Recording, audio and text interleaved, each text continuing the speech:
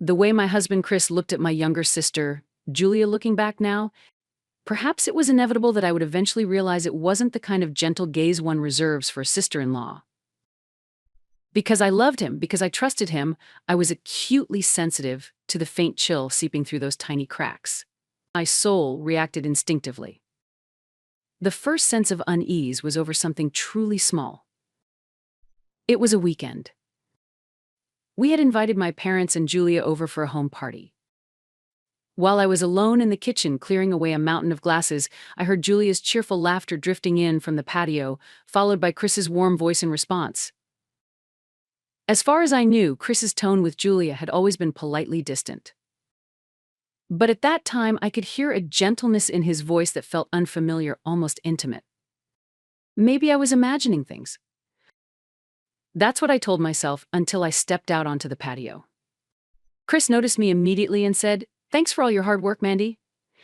"You must be tired," his voice a touch louder and quicker than usual. The perfect timing. The perfect smile. Something in the corner of my heart gave a sharp, almost imperceptible sting. There was no physical closeness between them. But the moment I appeared, the air between them shifted like a curtain being pulled shut. The intimacy evaporated, replaced by the bland, ordinary air of brother-in-law and sister-in-law. That flawless change of atmosphere left me with an indescribable sense of wrongness. To anyone else, it would have been nothing. A misunderstanding, maybe? Yet those tiny thorn-like moments had been pricking at me for months. One night, Chris said he'd be late because of a sudden meeting. Feeling the loneliness of another solitary dinner, I decided to invite Julia out to eat. She declined with a voice that sounded genuinely regretful. "Sorry, something urgent just came up at work, but I promise I'll make it up to you next time." Once would be a coincidence. Twice or three times in a single month, that no longer felt like coincidence. A quiet alarm began to ring in the back of my mind. Sometimes small fragments of information would line up in strange ways. One weekend morning, over coffee, Chris said, "I heard there's a great new jazz bar downtown. We should check it out sometime." It was unusual for him to mention such a niche place at all. A few days later, while chatting with Julia on the phone, she said excitedly, "Hey, I found this amazing new bar the other day." When I asked the name, it was the exact same bar Chris had mentioned. What a coincidence. Chris knew about that place too. When I said it casually, I thought I heard Julia draw in a sharp breath on the other end of the line. But she quickly laughed in an overly bright tone. "No way. That's crazy. I guess we really do have similar tastes? Coincidence. Chance." Those were always the words they used. But in my mind, the puzzle pieces were falling into place, revealing a picture I didn't want to see. They were lying, deceiving me carefully, deliberately. That certainty pushed me forward. My heart was quietly screaming. I couldn't hold it in any longer, so one night I decided to confide in my parents. With my father there, I gathered my courage and began. "Mom, lately I feel like Chris and Julia are a little too close. It's making me really uneasy." The moment I spoke, my mother let out a loud, theatrical sigh.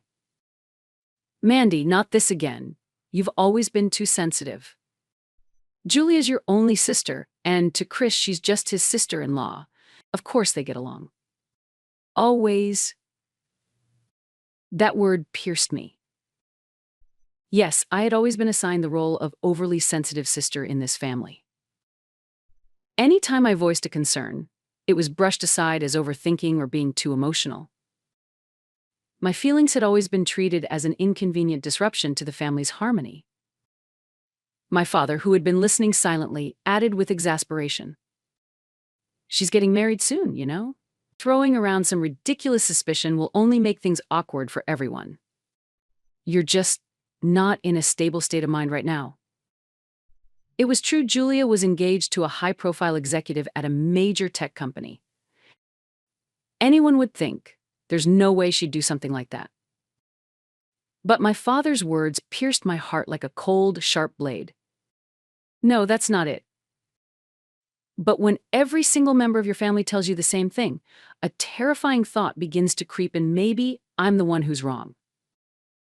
They trampled over my anxiety, my instincts, without a second thought. And in their eyes, there was no trace of concern, only the cold glint reserved for something troublesome. That was the moment it began, my one-person battle. In the airtight room called family, I began to suffocate quietly. My concerns were dismissed with a single "you're imagining things." My unease was relabeled as emotional instability. They banded together and closed in on me with practiced precision. If I pointed out Chris and Julia's unnatural closeness, my mother would say, "It's because you doubt them that they seem awkward," blaming me. My father would slam the table and bark, "Enough already." Before long, I had become the problem in this house. Maybe I really was the one who wasn't normal. That night, as I started to doubt myself for the first time, I realized something. If I wanted to protect my sanity and dignity, I had to fight. Past midnight, in the darkness of the living room, the only light on my face came from the pale glow of my laptop. With trembling fingers, I typed into the search bar, "Private Investigator Los Angeles." I wandered through dozens of websites until my eyes caught on one named Smith Investigations. The website was plain, almost austere, but it radiated a quiet confidence in pursuing nothing but the truth. Clinging to this last shred of hope, I typed into the contact form, "Please investigate my husband and my sister." A few days later, I met the man who called himself Smith in a cafe downtown. He was in his mid-40s, wearing a worn leather jacket and a few days' stubble, but his sharp eyes made it feel like nothing could escape his notice. I told him my story haltingly, desperately. How my family had isolated me, how I felt like I was on the verge of losing my mind. He didn't interrupt, he just sipped his coffee and listened. When I'd finished, he exhaled slowly and said, "Mandy, human intuition is often right. When someone lies, there's always a seam, a flaw. All you need after that is proof." Those words saved me more than I can describe. For the first time, someone believed me and was willing to stand on my side. I paid him from what little savings I had left. This was my final investment in saving my own soul. The days after the investigation began were unbearable. I forced myself to smile at Chris, as if nothing was wrong, to have dinner with my family on the weekends, all while my thoughts were consumed with waiting for Smith's updates. And then the day came. My phone buzzed softly. An email from Smith. Subject: First report. I rushed into the bathroom and locked the door. Leaning back against the wall, I took a deep breath. With trembling fingers, I opened the email and found several photos attached. The first, Chris's familiar car entering the underground parking garage of a luxury hotel in the city. The second, Julia stepping out of the passenger seat. She wore sunglasses to shield her face, but there was no mistaking her. The third, the two of them stepping into the hotel elevator, Chris's arm wrapped around Julia's waist. The fourth, their backs as they entered a hotel room together. My breath stopped. The world went silent. The only sound left the pounding of my own heartbeat in my ears. I didn't cry. Instead of grief, a searing, consuming rage at their betrayal took hold of my entire body. I called Smith immediately, forcing my voice to stay calm. "Keep going. Track the money too, can you do that?" From the start of our marriage, Chris had taken full control of our joint account, saying, "I'm good with money, let me handle it." I was beginning to suspect that trust had backfired. If I tried to investigate myself, Chris would catch on, so it was impossible for me to trace the complicated flow of money. That's why I had to leave it to Smith. A few days later, his second report arrived and shattered the last sliver of hope I'd been holding on to. It showed that over the past 6 months, more than $100,000 had been withdrawn from our joint account regularly, almost like a monthly bill. And the destination of those transfers? The business account of a corporation registered under Julia's name. Under purpose of account, it read, "Funding for lingerie brand launch." Oh, so that's what it was. The money I had scraped and saved cutting back on expenses, thinking of our future, had been siphoned away by my husband to fund my sister's dream. The same dream Julia had gushed about recently, eyes sparkling, telling me I'm starting my own brand. That dream had been built on my sacrifices. But it wasn't just a dream, it was dirty money, meant to build their private little love nest. And that wasn't the end of it. What was written next was even more horrifying. Smith had also recovered message logs between Chris and my parents. From Chris, Mandy's starting to suspect. Try to throw her off. From my mother, don't worry, she's always been prone to overthinking. If we tell her otherwise, she'll believe us. From my father, just until Julia's brand takes off. Don't stir things up now. Blood running cold doesn't even come close. It felt like my entire bloodstream was flowing backwards. But hell wasn't done with me yet. The final section of the report contained screenshots of messages Chris and Julia had each sent to their respective friends. From Julia to her friend Chris? Of course I'll cut it off after I'm married. He's already given me the startup money, I'm done. I'm not going to keep seeing some married guy with no ambition forever. From Chris to his friend, Julia getting married? Even better. That thrill of being with someone's wife, her husband, will be the perfect cover. And nothing will change between us. She's not capable of leaving me. There was no love here. Julia had been using Chris as a convenient lover and a bank account until she could marry her elite fiancé, while Chris believed he'd still own her even after she wed. They weren't even in love, they were ugly co-conspirators, using each other to satisfy their own desires and trampling me in the process. And it wasn't just my husband and my sister. My own parents, the only two I had been in on it from the start, deceiving me, painting me as some unstable lunatic, and draining my assets. They weren't my family. They were parasites infesting my life. My anger hardened into a silent hatred, my heart freezing over into permafrost. In the midst of that despair, my phone rang. My mother's voice, bright and cheerful, told me Julia's wedding date had been set. Shortly after, I received a pristine white invitation. The ceremony and reception would be held at a seaside resort, a perfect location, with sapphire waters and white sand. Clutching the invitation, I smiled coldly. The pinnacle of false happiness. The crowning achievement of a family built on lies. It was the perfect stage for revenge. Julia planned to marry another man, cut ties with Chris, and start a new life with the brand she had built on my stolen money. My family knew all of it and still planned to toast her with smiles, pretending ignorance, leaving me as the fool on the sidelines. I will never forgive them, ever. I called Smith immediately to lay out my final plan. Let's make it the best show. He agreed without hesitation. Understood. I'll get everything we need. On the day, I'll be there, disguised as part of the staff. From that day on, I began preparing for revenge. Using Smith's evidence, photos, bank records, and even short hotel security footage of them walking arm in arm through the lobby, we assembled it all into one devastating video. As the countdown to the wedding began, I played the perfect sister. I went with Julia to choose her dress, told her, "You look beautiful," and smiled as she talked about her happiness. In front of my parents, I was the same Mandy they'd always known. No one suspected that deep in my chest, the flames of vengeance were burning, silent but fierce. And then, the wedding day arrived. The sky was a piercing blue, the sea a shimmering turquoise, sunlight pouring through the glass walls of the chapel.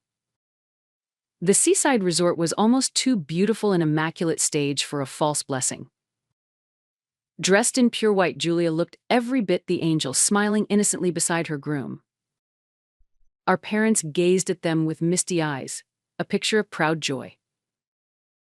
The whole scene was like a perfect painting, perfect, except for me. The reception began in the grand ballroom of a luxury hotel. Opulent decorations, jubilant music, the laughter of guests, it was all a carefully orchestrated illusion. I sat quietly at the edge of a table, waiting.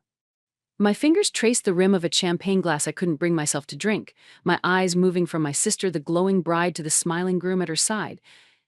to my parents pretending to be overcome with emotion, and finally to my husband, Chris. I burned each face into my memory. When the sentimental how they met video ended, the room was filled with warm, easy emotion. That was my cue. I caught Smith's eye. He was disguised as a waiter in the corner, and gave the slightest nod. He returned it, slipping a small remote from his pocket. In the next instant, the lights went out. A hush fell over the ballroom as the giant screen lit up again. Most people must have thought it was part of the wedding slideshow, a surprise continuation. But what appeared on the screen was not words of blessing. Grainy hotel security footage appeared, showing an elevator interior. Standing inside were my husband, Chris, and today's bride, my sister, Julia. Even though she was engaged at the time, her arms were looped around Chris's neck as she kissed him passionately. Chris's hands gripped her waist, pulling her closer as he kissed her back. The ballroom froze. The cheerful music and laughter vanished, replaced by a silence so complete it was deafening. I could see the blood drain from the faces of the guests. The groom stared between the screen and Julia as if he couldn't comprehend what he was seeing, his expression twisting into a mask of fury and despair. The footage continued. The screen switched to a close-up of transaction records from my and Chris's joint bank account. Over $100,000 transferred to Julia Holdings, LLC. A crisp, clinical male voice Smith narrated over the images. These funds were transferred without the consent of Mrs. Mandy Ford, by Mr. Chris Ford. I rose slowly to my feet and took the microphone. My hands no longer shook. Ladies and gentlemen, allow me to introduce the bride you just saw kissing my husband in that video, my own sister Julia. My voice carried clear and sharp through the stunned silence. I turned my gaze to my parents, who stood pale and frozen. Mom, Dad, I'm so sorry my so-called emotional instability caused this. But you can rest easy. Every dollar I scraped and saved went to fund my sister's lovely lingerie brand. Isn't that just the most touching example of family love? My mother's voice came out in a strangled whisper. Stop, Mandy, please. My father covered his face with both hands. Chris shouted, "This is wrong. It's a setup." But no one was listening. A setup? Oh yes, that's exactly what it is, a trap. One I've spent months building. Just for you. I pointed at the screen. That is the truth. The record of the crimes you committed behind my back, while calling me a liar and a lunatic. It was as if my words flipped a switch. Julia, who had been weeping silently, suddenly turned on Chris, her voice shrill and furious. This is your fault. You're the one who told me, don't worry, Mandy's naive. She'll never figure it out. Chris's face twisted into something almost demonic as he shouted back at Julia. What did you just say, you tramp? Who was it that came crawling to me for money? You were planning to marry that rich guy and toss me aside all along. The two of them erupted into a vile shouting match, hurling accusations and insults like weapons. They looked less like human beings than rabid animals. I watched their grotesque display coolly, then lifted the microphone again. My voice cut through their shouting, quiet but carrying across the entire room. Look, everyone. This is my husband and my sister's true love. Every eye turned toward me. They were never in love. They just used each other. Julia, you mocked Chris behind his back as a useless man with no ambition. And Chris, you told your friends she'd never be able to leave you. Isn't that right? I gave Smith the signal, and he played my final trump card on the screen. Huge white letters appeared, displaying the messages Chris and Julia had sent to their friends, betraying each other in their own words. Chris? Of course I'll cut it off after I'm married. The thrill of being with a married woman? Nothing will change between us. Faced with undeniable proof, the two of them were struck speechless, standing frozen, their faces drained of color. How beautiful. What a touching love story. You really are the perfect pair of parasites. The moment I said it, the groom, who had been standing there in stunned silence, finally moved. Without a word, he ripped the engagement ring off Julia's finger and hurled it to the floor. There's no way I'm marrying a woman like you." With that, he turned sharply on his heel and strode toward the exit. The ballroom filled with the guests' contemptuous sighs and hushed, scornful whispers. Some, unwilling to miss a scandal of this magnitude, kept their phones raised, recording everything. The clicks of shutters and murmured commentary filled the air. By tomorrow, I knew this footage would be all over the internet, likely under a hashtag like "wedding from hell." Their social lives ended here, at this very moment. I watched the carnage with cold, detached eyes.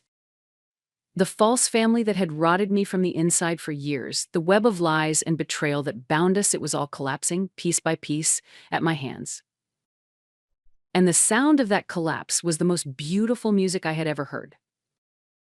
I set the microphone down gently on the table, then turned and walked alone toward the exit, leaving the chaos behind me. As I pushed open the heavy doors, the cool evening breeze brushed against my cheek. I never looked back.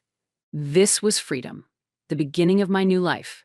3 months after that hellish wedding, my world had settled into the calm after the storm.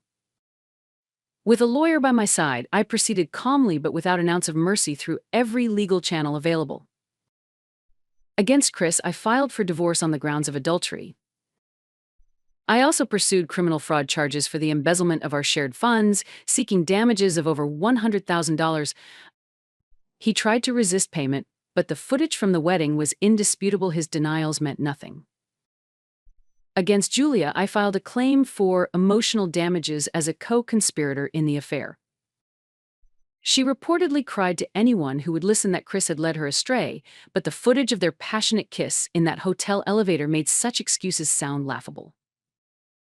Even when I didn't want to hear it, the gossip reached me through mutual acquaintances. Chris's employer learned of the scandal almost immediately. He was fired on the spot.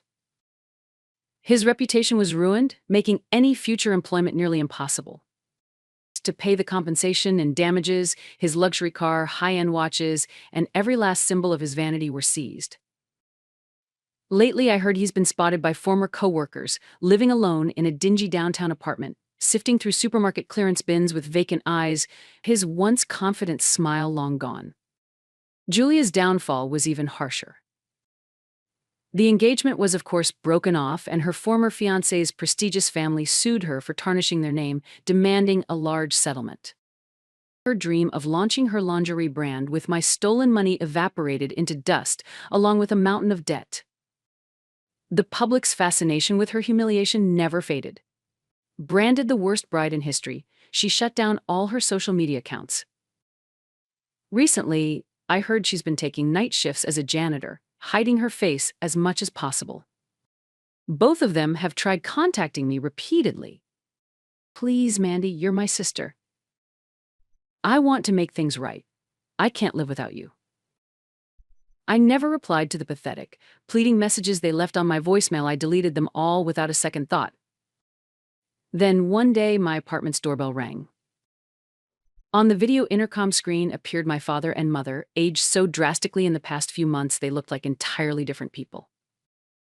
For a while, I considered saying nothing, just waiting for them to give up and leave. But even when the rain began to fall, they didn't move from in front of my door. At last, to end things once and for all, I opened the heavy door. My mother nearly collapsed at the sight of me, and my father caught her arm to keep her upright. "Mandy." His voice, once so full of authority, was thin and weak. "And what exactly are you here for now?" My voice was colder than I'd ever heard it. "We came to apologize. No, I know this isn't something we can be forgiven for. I just wanted you to hear why we did something so foolish." I said nothing, waiting for them to speak. My father began, haltingly. "It was all because of our weakness and pride. Chris's company was one of our largest business partners. If we upset him, I was afraid of what would happen to my own company. So I let their behavior go unchecked. They had sold their own daughter's heart for business security." Next, my mother lifted her tear-streaked face. I thought I had to protect Julia. She's always been a handful, spoiled, difficult, but I could never bring myself to abandon her. I told myself Chris was just a temporary mistake, something to overlook. And you, Mandy, you were always the capable one. You never gave us any trouble. Never needed our help. We leaned on that. We told ourselves Mandy will be fine. Mandy will get through it. We deliberately closed our eyes to your pain.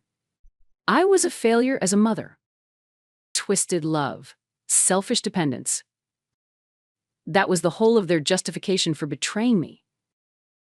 I listened to their confessions quietly. What spread through my chest was not anger, but a deep, profound emptiness. I understand your reasons, but they're all about you. What you did to me wasn't just betrayal. It was the deliberate, calculated murder of my heart and my dignity carried out by my entire family. My hand closed over the doorknob. This isn't about forgiveness.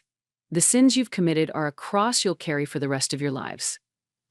I will no longer be a part of them. At my words, my mother let out a sob, and my father lowered his gaze, silent. There may have been regret in their eyes, but their tears, their remorse came far too late. Go. I said nothing more, closing the door slowly. The click of the lock echoed louder than it should have. I could still hear my mother calling my name from the other side, but I didn't turn back. I can't forgive them so easily. I may never be able to forgive them at all. The wound they left in me is too deep, too permanent. Still, hearing their ugly truths and regrets aloud for the first time seemed to loosen something inside me. It was the final ritual separating their crimes from my life, letting go of them completely. 6 months later, I moved to a small town by the sea. Standing at the window of my new apartment, coffee in hand, I listened to the gentle sound of the waves. The chains that bound me for so many years are gone. My happiness isn't built on their ruin, it's simply that justice has taken its course. From here on, I will walk a life that belongs to no one but me.